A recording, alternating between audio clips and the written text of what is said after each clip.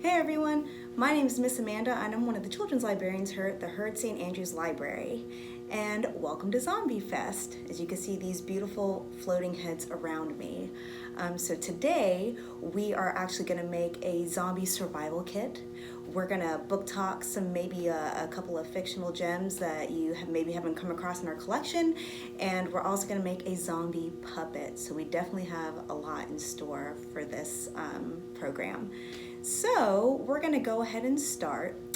So I want you to think about if a zombie apocalypse happened, and you're gonna have to abandon everything and everything's just up in the air, and you're gonna take a few things on the go. So you're gonna make some sort of survival kit, usually a book bag that you can carry over your shoulder and just kind of run. So we're gonna kind of compare a couple of things that you could put in your kit, but one is gonna be a little bit better than the other. Now, let's be honest. I think especially if you're in that kind of world, you're on the go and everything's in chaos, you're gonna kind of grab everything you can that looks useful. But if you are limited, here are a few things you can think of.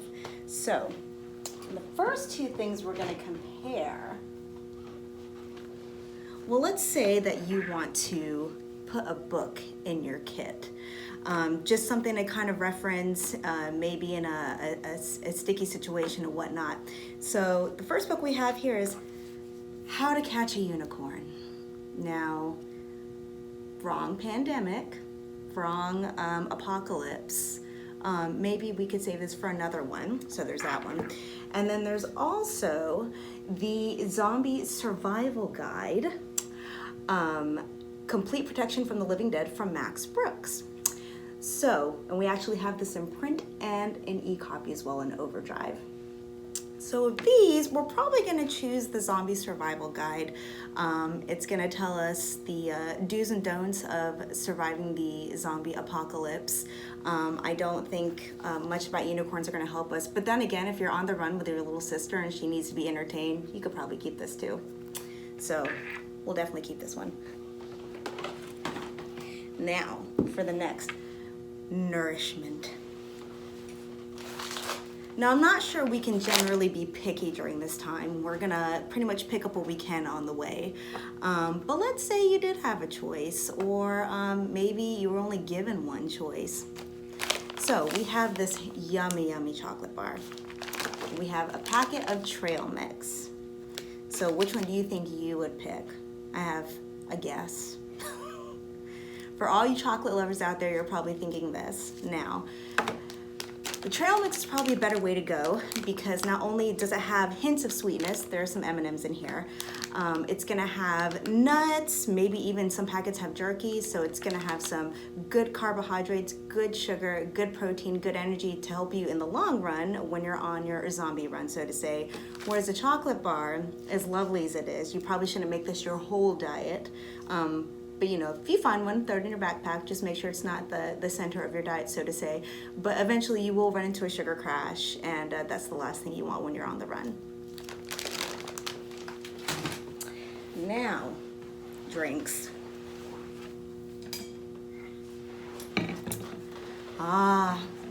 Lovely bottle of soda and a bottle of water. I'm just saying, if I was a kid, I'd go for the Coke too, or the Pepsi, or whatever it is, the cola, over the bottle of water. But yes, in the long run, you're gonna want the water, whether it's in a metal container like this or a plastic container. In the long run, water is gonna keep you hydrated. It's gonna keep you nourished to an extent. It's gonna keep you going a lot longer and keeping you healthy, especially when you have to be on your toes. With this, don't get me wrong, it'll give you an energy burst, which I think is what we all want during that time. But at the same time, you're gonna get that crash, and I think that's gonna hurt you in the long run. And there's not a lot of nutritional value in this either. So yeah, stick with your water. And maybe on a night where you've battled a bunch of zombies and you know you're gonna get some rest, maybe you should treat yourself to a soda. All right, what do we got next? Okay, hear me out.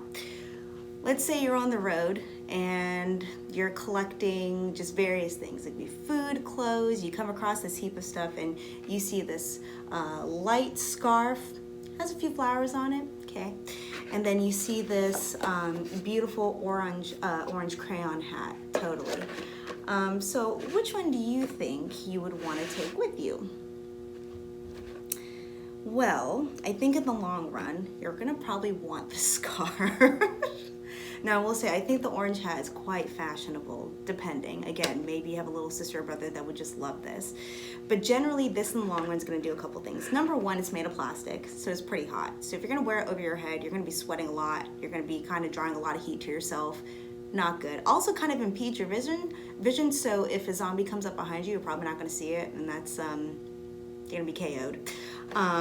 And also, it's kind of like walking around with a cone on your head saying, come, eat me, and you don't want that. So I would say probably no for this.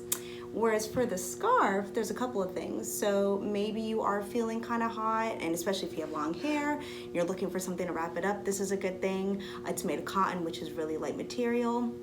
You can also rip this into pieces to take care of wounds and whatnot. So there's kind of a lot of uses for this. It's, well, I think our girls will definitely like this. I know it's not the most boyish print, but you know what? It'll do the job. So I'm gonna, say you should probably avoid any kind of big plastic hats that are gonna attract zombies, and go for the nice light cotton scarf. That's gonna have many uses. For the next one, we have a piece of chalk and a pen. So both of these are pretty small, and you could probably keep both. And you may not have paper on you, and that could present a problem concerning the pen. So if I had to pick one of these, I would pick the chalk, and here's why. So with the chalk, you can write it on different surfaces. So you can write it on trees, you can write with it on concrete, side of houses, buildings, anywhere where there's pretty much a hard surface. You can also write really big messages really fast. That can be in a really bright color.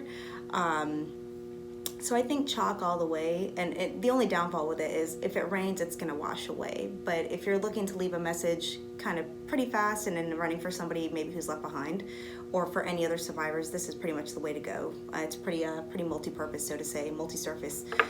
As for the pen, if you have paper, it is useful, but you're also probably not carrying around like big sheets of paper, so I wouldn't really think about, I wouldn't think this is the most useful thing. You can't really write it on concrete, you can't write it on trees, you can't write it on wood, and it's not going to be big messages either. That would take a lot of time to sit there and etch something into a surface with this. So I would say, keep this in your pocket and whatnot, but if you're looking to write any big messages left behind for anybody who's maybe left behind in your group, or for any previous survivors behind you, this is probably the way to go. These can go either way. Okay. So what we have here is a flashlight with batteries. And what we have here is a lantern that can pretty much light up a whole room. Now, I want you to imagine that this is a solar lantern though. So with a solar lantern, they would usually have a panel up top where if it's directly in the sun, this would charge. So the sun would be charging the lantern, okay? So which one do you think would be best for a kit? Personally, again, if you don't have to turn both down, or if you don't have to turn any of them down, then take them if you have the room. But this is really great. With the solar lantern, especially if it has the charging panel at the top, if you're kind of walking around all day and you're getting to your next destination, if you hang this on your bag and directly at the sun, this can actually charge all day. It actually takes about 6 to 8 hours to charge, but once it is charged, it stays lit for 6 to 8 hours total. Not even that, if you go into a dark place, you can actually open this up and it's gonna light the entire room up. So you're kind of ready to fight, so to say, if you wanna look at it that way. Whereas this, the batteries are gonna die, you're eventually gonna have to find more batteries, and if you go into a room with this, it's only gonna light up like one part of the room, and then it's like wham bam, you're done, you flash one place, and then the zombie comes at you and it might be over, I'm just saying. So if you can, look out for a solar lantern, really useful. Now, I don't have these in person, I just have a picture. So we have a wool blanket and a sleeping bag. So Which one of these do you think you'd put in your kit? I personally put the sleeping bag. So with the sleeping bag, not only is the material is a bit more compressible to put into your backpack, it also can trap heat better, that if you zip yourself in at night and you're sleeping outside and it's cold, you're gonna get that warmth from your body heat that you need. It's also a bit more camouflage since it's dark, and it's also waterproof in case it rains at night and again, you have to sleep outside. With a wool blanket, think if it gets wet, then the material is gonna get super heavy, and then you're gonna have to like dry it somehow. It doesn't conceal heat as much. It's also kind of harder to stuff into a bag, so there's kind of a lot of tropes there with it. But with a sleeping bag, it's a little bit more reliable, I would say. Sleeping bag.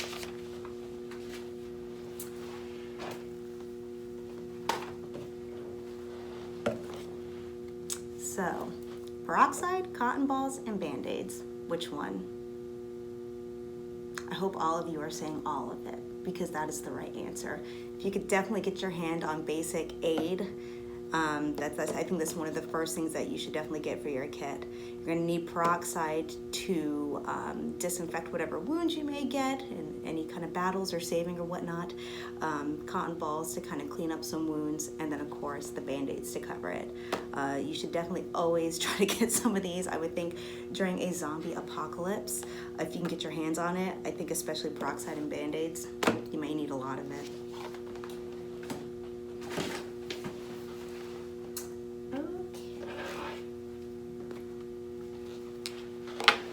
Strange one, isn't it? This is a quaffle. Yes, from Harry Potter.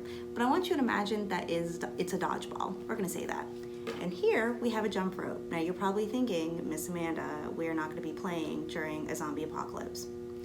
Tell that to your 4-year-old brother or sister, they probably still would. Anyway, so which of these two could prove more useful? Hopefully you guessed this one. So even as a jump rope, even if it is a plaything, it's still rope, so you can do a lot with that. Maybe if you're trying to climb into a building, get somebody out of a hole, you're trying to tie things together, makeshift something. Rope comes comes in many forms, and you can do many things with it. So it's definitely something that you want with you at all time, just for anything that comes up. While it would be fun to throw a dodgeball or quaffle at a zombie's head, probably wouldn't do much damage. Probably won't even, get the zombie off balance for you to escape. So you're probably not doing a lot of good with this in the long run, and it's also really bulky, so I'd get rid of it. And last but not least, weapons.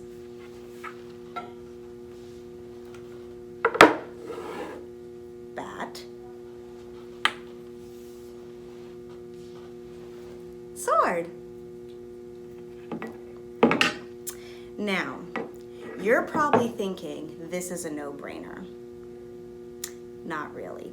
Now, I'm speaking to you, elementary student or middle school. Now, I know this would do more damage, but I'm also going to say that this is super heavy. You're actually going to do a lot more damage as a kid with a bat. So not only are bats much lighter to swing, you can inflict a lot of damage. You might be able to get a head off of one, I'm just saying. But you're gonna stop the zombie enough to be able to get away. With swords, they are generally very heavy to use, to hold, and to wield. And even getting it through a zombie takes a lot of muscle power. So I would say this. I would say you take the bat till you turn about 18. And then as your graduation present, you can upgrade to a sword. That's if you graduate during a pandemic of zombies, just saying. And in the meantime, your parents can have the sword. Not to mention, keeping it on you and you're trying to travel and hopefully, you're gonna have to keep your weapon on you somewhere. A bat is a lot safer to strap to a book bag, and a sword is not as safe. So give that one to mom and dad.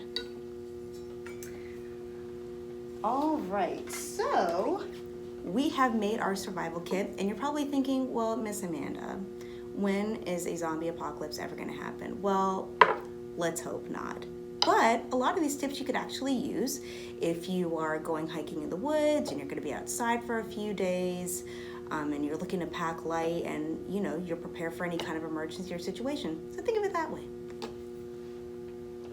So let's talk a little bit about books. So if you are a zombie fiction enthusiast, there's probably already a couple books that you've read before. Some of the more popular ones are the Last Kids on Earth series by Max Brailer and the Plants vs. Zombies by Tobin. So if you are already a, I guess, zombie fiction lover, we're going to talk about a few other books you may not know of that maybe you want to think about reading a little bit later. So the first book I want to introduce is called Middle School Bites, and it's by Stephen Banks. So it's about a character named Tom. Tom is about to enter middle school, and you know, as most middle school kids go, they just want to be able to blend in and fit in, and you know, everything's okay, make friends. The thing is, though, at the beginning of the school year, Tom here kind of accrues a couple of bites within the first 2 days of middle school. He gets bitten by a vampire, then he gets bitten by a werewolf, and then he gets bitten by a zombie. So he is a Van Wolf Zom. I know, a lot, and that's a mouthful. So yeah, so this is him trying to navigate school with all three of those counterparts. And his best friend Zeke knows, and he thinks it's like the coolest thing ever. But he's hoping that his classmates, if they ever find out, will they accept him for, you know, the way he is? Will his crush maybe still like him? So definitely, I think all the middle school tropes, but with a twist. So yeah, if you ever wanted to know what going to school, I guess middle school as a very quirky individual, it's the least way to put it, this is definitely the book for you. It's recommended, I would say, about 4th to 6th grade. This series, a few people might already know, it's called Here's Hank, and so it's by Henry Winkler and Lynn Oliver. There's a series of these, and this one is called There's a Zombie in My Bathtub. How fun. So Hank here, it's like the night before Halloween, and him and his friends want to get ready for the big night, and so they watch a scary movie, and it's about zombies, of course. And after that, he starts feeling like he sees zombies everywhere, and he can't figure out quite what's going on, what's reality and what's in his head. And so it turns out with him trying to figure out if he's kind of losing his mind or not. And if those around him certainly are becoming zombies. But it's a story that has to do with not even just that funny aspect, but his character has dyslexia. So it's about, you know, maybe kids dealing with certain things and maybe are a little bit different and how they overcome that as well. So really funny series. And the last one. So this one is for, this one is definitely really, really cute. So her name is Gulia. So this is called Gulia, Making New Friends Can Be Scary. And Gulia is a zombie, and she lives in a haunted manor with her auntie departed and her dog Tragedy. And her auntie never lets her out of the house because she's afraid that Gulia will scare all the kids in the neighborhood, and that's just it. Gulia wants to be friends with all the kids in her neighborhood. And so Halloween night comes, and she decides that she's gonna go out just as herself, and she's gonna see if she can make friends. And so it's a really nice story about acceptance and just being yourself and making new friends in that kind of setting. Really cute illustrations, kind of on the darker side, really whimsical. And I would recommend this one probably about 2nd to 3rd grade. So those are a couple of really cute gems if you're looking to kind of broaden your zombie fiction repertoire. And now we're going to move on to the zombie puppet. Okay. So first of all, so this is what we're going to be making today. This is my zombie puppet named Pamela. Yes, Pamela. And Pamela here got bitten, and she's got like a popped out eye, and she's got, you know, a dangling eye, and she's eating an ear, and she's got a lot going on. So this is what we're gonna be making today. And so the things you will need a tube sock, You will need either tacky glue or if you have hot glue that works. So I'm actually going to be using hot glue for mine. You will need a fine point Sharpie, a piece of felt, it can be any color. As I said, hot glue before. You'll need some yarn, so this can be any color and you want to cut like little strands basically. And you're going to need some scissors, 2 googly eyes, a white pom-pom or cotton ball, and any kind of markers you want, and a piece of red thread, and I have some stickers as well. Now, I definitely want to make it clear that any way that you want to make your zombie puppet, so to say, you don't have to use all these things. You can use whatever it is that's around your house. So if you want to use buttons or pasta or I don't know, what is around your house? You can use anything you want to make your puppet. So I'll show you how to make this puppet. We're gonna make Pamela's twin sister. Her name's Priscilla. So yeah, so let's get started. So we're gonna take the sock, and I actually found it easier to put it on and to color it. So yeah, it makes it super easy. So we're gonna start with the green one and start coloring the base first. So when we think about zombies, we tend to think about what we've seen in books and movies and TV shows, probably in the past, well, a few decades for us, but you know, and we even think that maybe zombie lore have only existed for about 100 or 200 years, but that's actually not the case. The first recorded story of zombies is actually one of the oldest works ever written, called the Epic of Gilgamesh. And so this was written actually back in 2100 BCE. And it's actually a story of, and it was written in Mesopotamia, that's it. And it's a story it's a story about, let's see, angered gods, avenged souls. Apparently it has zombies in there, and this story, I mean, it's old enough to the point that it's written on, it's actually scrawled on tablets, which is kind of neat, and unrequited love. So who knew that a zombie story could have love in it? Kind of neat. Woo.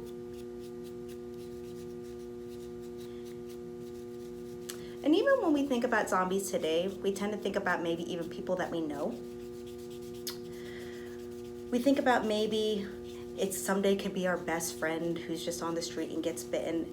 And it's you know, it has a more common factor that it could happen in this world.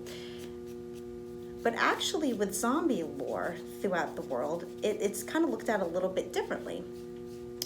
So in Western Europe, during the 12th and 13th century, they said that zombies came back to specifically do an evil deed or you know, do something really mischievous. There's actually even a medieval tale where this woman would come back to cook for those who came to her burial. I'm just saying, I would definitely want to meet her, especially I'm a foodie. But the Chinese folklore with zombies is actually kind of interesting, because theirs is called the jiangshi. And with the jiangshi, they hop. So if you think about our zombies today, they tend to kind of drag their limbs and they're slow and they're just kind of, you know, wailing sounds and all this. Well, if you know anything about a dead body, it goes into a state called rigor mortis, which means it can't move. So that's where the Chinese folklore kind of comes into play, that they actually kind of stick with that, and their zombies actually hop. So, and that's actually inspired a lot of Asian films, horror Asian films today, that a lot of their zombies kind of move a little bit more stilted and not so slow and grudgingly like ours. So I've used the green and the gray. Now I'm gonna go in some black, because remember, if it's a zombie, it's seen a few things, so we wanna definitely get it messed up. It doesn't have to be anything pretty. And you can even go back and finish it with certain colors. So I'm just gonna add in some red. Also, if you're wondering where I got this information about the zombie folklore kind of stuff, I actually did get it from a juvenile nonfiction book. It's called Behind the Legend, Zombies, and it's by Aaron Peabody, and this is actually something we have in our juvenile nonfiction collection, so you should definitely check it out. Okay, so keep your puppet on, because now we're gonna take this and we're gonna make the point for the eyes. So just find where you wanna find the eyes and just make 2 dots. I don't know if you can see them or not. I mean, they're kind of blended in there, but just pretty much anywhere that you know you wanna have your dots. There you go. So now, what you wanna do, you wanna take off your puppet and you wanna take a marker and you just wanna color your cotton ball or your pom-pom the color red, okay? So once you do that, you're going to take some hot glue or tacky glue, and you're gonna put a little bit of hot glue on there, and then you're gonna stick your googly eye on here, okay? Just like that. And now, with one of your dots that you drew, you're gonna put some glue on that, and then you're gonna stick the pom-pom on like that for one of its eyes. Now, you're gonna take your red thread, and if you look closely, I tied a big knot at the end of it. So now, you're gonna take your glue, go over the other dot, and the end with the knot, you're gonna put the knot in the glue. So now it hangs like this. And now you're gonna take your other googly eye, you're gonna put a little bit of glue, and you're going to attach it to that end of the string. So it's like that. Very nice. Okay, the next part we're gonna do is hair. So you wanna take any type of color and you wanna kind of cut them up as much as you can.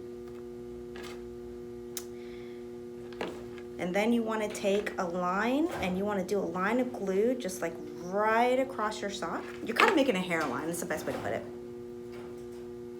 And you're just gonna kind of lay, and this is something you might wanna get your grown-up to help you with, just because if you especially use hot glue, it's gonna be really hot. And you just kind of wanna lay it down over the line. And it's okay if it looks matted, because this is supposed to be zombie hair. So the grosser it looks, the better. Okay. See, gross zombie hair.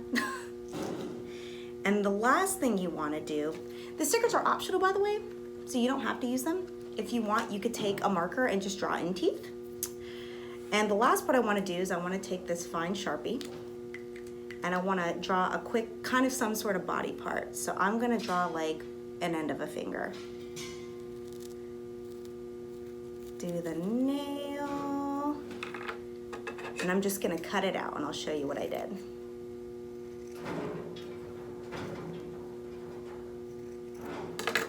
See? Now you got a little finger with a fingernail. And so now you want to kind of come back around under here where his mouth would be, and where that line is, you're pretty much going to kind of glue it there. If you want to color in some teeth or anything like that, you can. I'll do a little bit myself actually. He's got messy teeth though, and if you want to draw a little blood on there, you can. And then you're just going to kind of glue that little part on, right where that line of the sock is. Right there, that's the finger. And voila, we have Priscilla, the twin. Really simple, easy, and you don't have to make it look like this. It can be any colors you want. You can use different things around your house.